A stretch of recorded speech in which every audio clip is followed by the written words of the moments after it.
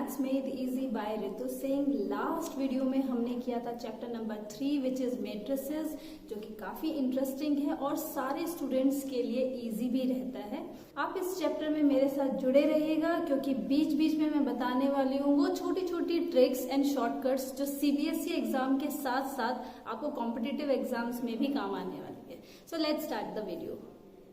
तो आज की वीडियो में हम कवर करेंगे addition of two matrices, multiplication of a matrix by a scalar, multiplication of two matrices, transpose of a matrix, and last but not the least is the symmetric and skew symmetric matrices. So addition of two matrices काफी easy है। Let us suppose we have taken two matrices capital A and capital B जिसके elements ये दे रखे हैं। मैंने assume किया ये 2x2 matrix है, तो दो मैट्रिसेस को ऐड करने का मतलब हुआ उनके रिस्पेक्टिव एलिमेंट्स को ऐड करना। बस इसमें एक बात ध्यान रखनी है कि हम उन्हीं दो मैट्रिसेस को ऐड कर सकते हैं जिनका ऑर्डर सेम हो। यानी कि अगर एक ऑर्डर यहाँ पे 2x2 का है तो दूसरा मैट्रिक्स भी 2x2 का ही होना चाहिए। बस उसके रिस्पेक्टिव एलिमेंट्स को ऐड करके लिख देंगे। So that will be our addition of two matrices. Second point is multiplication of a matrix by a scalar. Scalar can be positive or negative. तो हमने उसको ले लिया है k से रिप्रेजेंट कर रही हूँ मैं। अगर मेरा k यानी कोई एक स्केलर नंबर किसी मैट्रिक्स से मल्टीप्लाई हो रहा है तो इसका क्या मतलब है? इसका मतलब that scalar point k will get multiplied with each and every element of the matrix. जैसे हम लिख देंगे कि k अगर आउटसाइड है तो मैट्रिक्स के अंदर कैसे जाएगा? वो सारे के सारे एलिमेंट्स के साथ मल्टीप्लाई हो जाएगा, रोज में भी और कॉलम्स में भी। So I have written like this KA11, KA12, KA21 और KA22। दूसरा दो इसमें किसके इम्प्लीकेशंस भी आते हैं। Second one part is the negative of a matrix. यही चीज हमने इसी को ही इस पे अप्लाई करा है कि अगर मैं किसी मैट्रिक्स का नेगेटिव निकालना चाहती हूँ यानी -a मैं कैसे डिफाइन करूंगी। -a का मतलब है किसी मैट्रिक्स को -1 के साथ मल्टीप्लाई करना, तो वो स्केलर मल्टीप्लीकेशन के अंदर ही आता है। तो हमें कोई भी -a निकालना रहेगा तो हम क्या करेंगे, उसके सारे एलिमेंट्स को माइनस से मल्टीप्लाई कर देंगे। और एक सेकेंड पॉइंट है, this is just like a distributive property type of thing कि k है और मेरे पास समेशन ऑफ टू एलिमेंट्स है, टू मैट्रिसेस है, तो क्या हो जाएगा, k will obviously get distributed to both the matrices. तो हमारे पास आ जाएगा KA प्लस KB। यानी इन सारी इंफॉर्मेशन को यूज करके मैं आराम से A प्लस B जो हमने सीख चुके हैं, A माइनस B भी निकाल सकते हो। A माइनस B कैसे निकाला जाएगा? A minus B will be A plus of minus B, और माइनस B तो मुझे नेगेटिव ऑफ अ मैट्रिक्स से निकालना आ ही गया है। Similarly I can take like this linear combination of matrices भी मैं ले सकती हूँ, यानी 2A plus 3B type of thing भी निकाल सकते हैं और XA minus YB type of thing भी आराम से निकाला जा सकता है। As the third point, which is the multiplication of two matrices, let us assume I have taken two matrices as A and B. The order of the matrix A is m cross n, whereas the order of the matrix B is n cross p.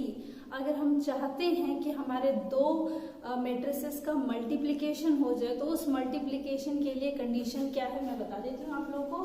Condition है कि पहले matrices के the number of columns, पहले matrices के the number of columns must be equal to the number of rows of the second matrix. ये ध्यान रखिएगा, number of columns of the first matrix should be equal to the number of columns of the number of rows of the second matrix.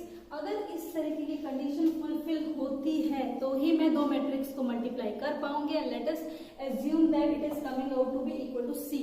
तो C के क्या order रहेगा? C जो matrix निकल के आएगा उसका क्या ऑर्डर रहेगा? अगर जो पार्ट सेम है, if I hide this what I am getting, number of rose m मुझे मिल रहा है, वही m यहाँ पे आ गया है।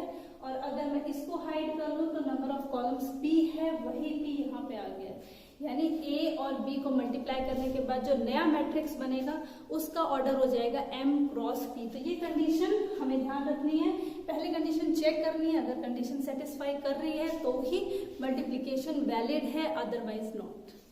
तो आइए अब एक एग्जाम्पल की हेल्प से मल्टीप्लिकेशन ऑफ टू मैट्रिक्स को समझने की कोशिश करते हैं।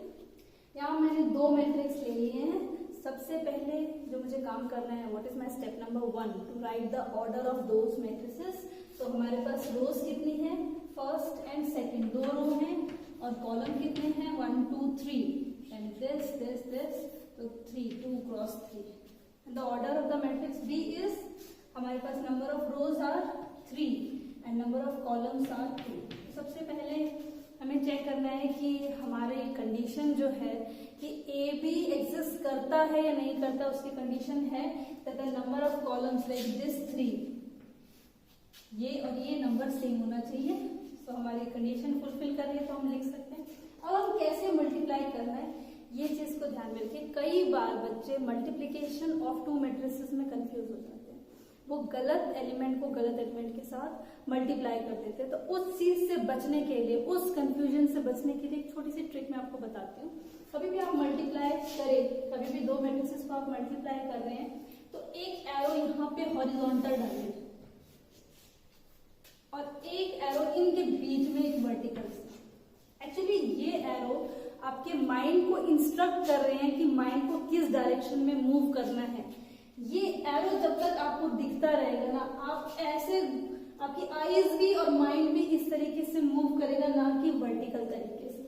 और जब जब ये एरो आपको दिखेगा तो ऑब्वियसली डाउनवर्ड डायरेक्शन में ही आपके एलिमेंट्स को आप मल्टीप्लाई करते हुए देखेंगे। तो मैंने एरो दोनों पे लगा दिए हैं। So what will be my A B, करते हैं इसको। अभी पहले मैंने देख लेती हूँ, ये 3 3 तो हो गया। तो जो मेरे पास ये मैट्रिक्स आएगा उसका ऑर्डर क्या रहेगा, उसका ऑर्डर रहेगा जो बच गया 2 and 2। सो यानी कि मुझे यहाँ पे इस तरीके का एक मैट्रिक्स मिलने वाला है जिसके एलिमेंट्स कितने हैं, 4।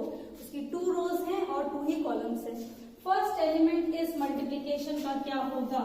अब मैंने एरो लगाए हैं, इसका फायदा मुझे उठाना है। किस तरीके से, this arrow showing that I have to move like this और I have to move like this downwards. तो इस एलिमेंट, इस कॉरेस्पॉन्डिंग एलिमेंट को इसके साथ मल्टीप्लाई करना है। 1 2 2 -2 -8 एंड 3 2 6, इस तरीके से।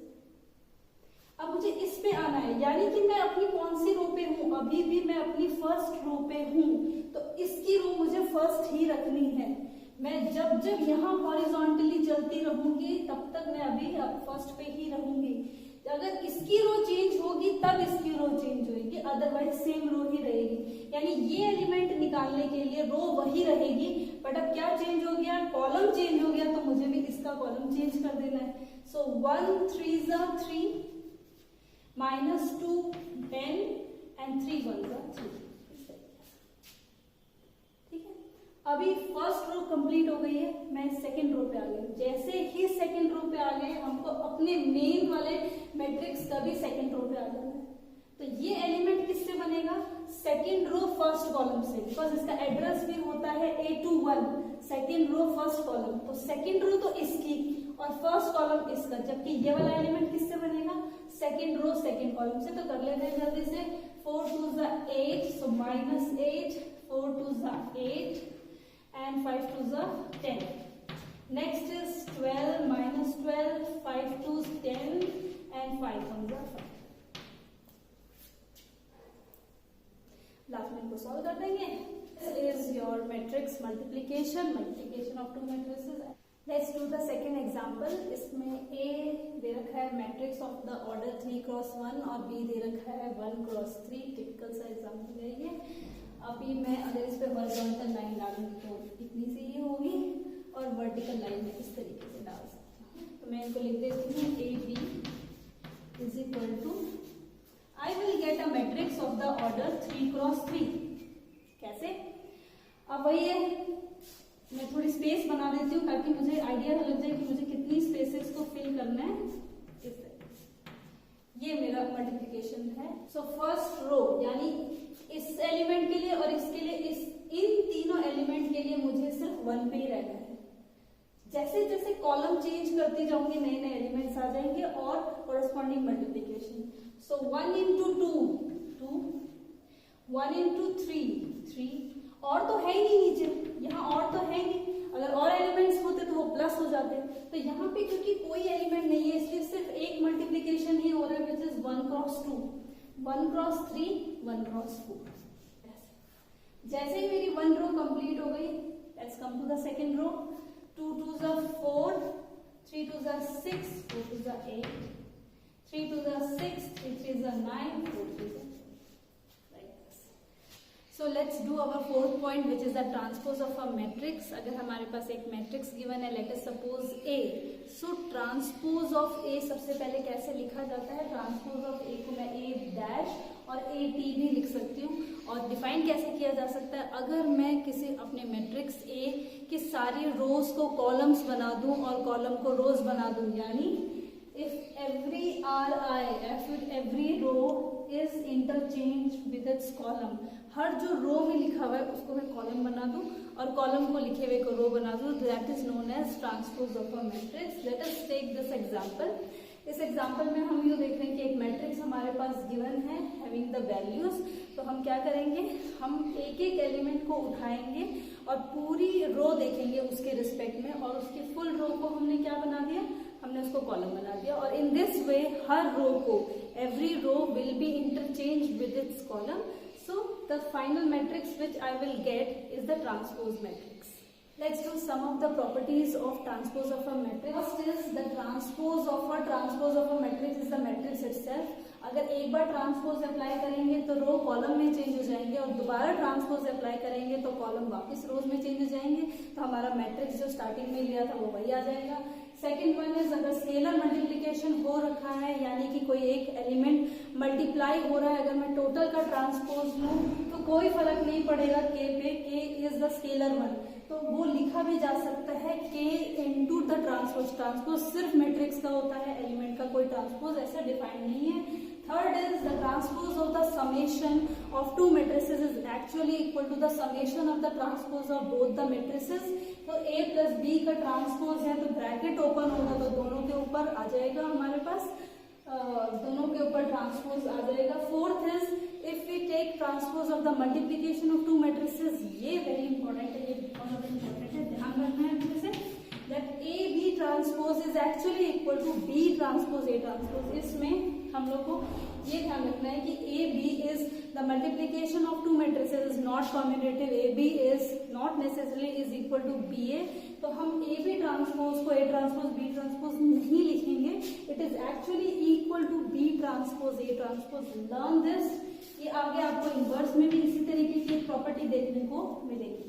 So this is the last point of the topic, the symmetric and skew symmetric matrices. Condition दोनों के सामने गिवन है. अगर किसी मैट्रिक्स का ट्रांसपोज लेने पे वो मैट्रिक्स खुद आ जाए, यानी टेक वन एग्जांपल.